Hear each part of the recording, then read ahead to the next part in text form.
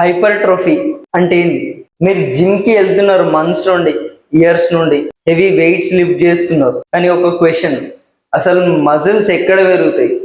Gym లోనా are work out అయ్యాకనా? So దాని answer తెలుసుకునే ముందు ఫస్ట్ హైపర్ట్రోఫీ అంటే ఏంటి తెలుసుకుందాం.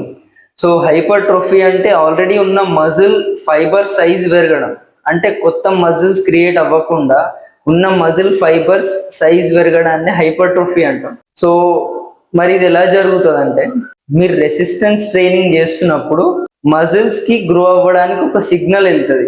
సో బాడీ ఏమనుకుంటుంది అంటే, సో ఈ లోడ్ మనకు మళ్ళీ మళ్ళీ వస్తుంది, సో నెక్స్ట్ టైం దీన్ని బెటర్ గా పర్ఫామ్ చేయాలి అని అనుకుంటుంది బాడీ.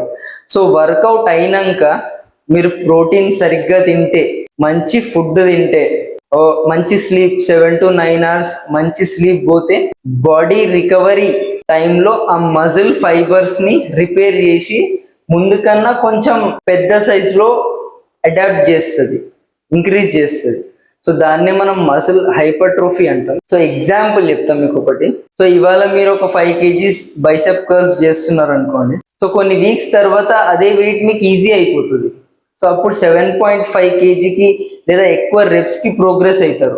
ఓకే, సో ఈ ప్రాసెస్ ని మనం ప్రోగ్రెసివ్ ఓవర్లోడ్ అంటాం. సో ఈ ట్రైనింగ్ కి ప్రాపర్ రికవరీ యాడ్ అయితే మీ బైసెప్స్ స్ట్రెంగ్త్ మాత్రమే కాదు, సైజ్ కూడా మెల్లిగా పెరగడం స్టార్ట్ అవుతుంది. సో ఒక్క విషయం గుర్తుపెట్టుకోండి, మజిల్స్ జిమ్ లో పెరగవు.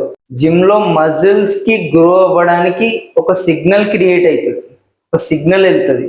సో యాక్చువల్ మజిల్ గ్రోత్ మాత్రం వర్కౌట్ అయ్యాక రికవరీ టైంలోనే జరుగుతుంది. సో ఏం చెప్తా అంటే, ట్రైన్ హార్డ్, రికవరీ వెల్, అప్పుడే మంచి హైపర్ట్రోఫీ జరుగుతుంది.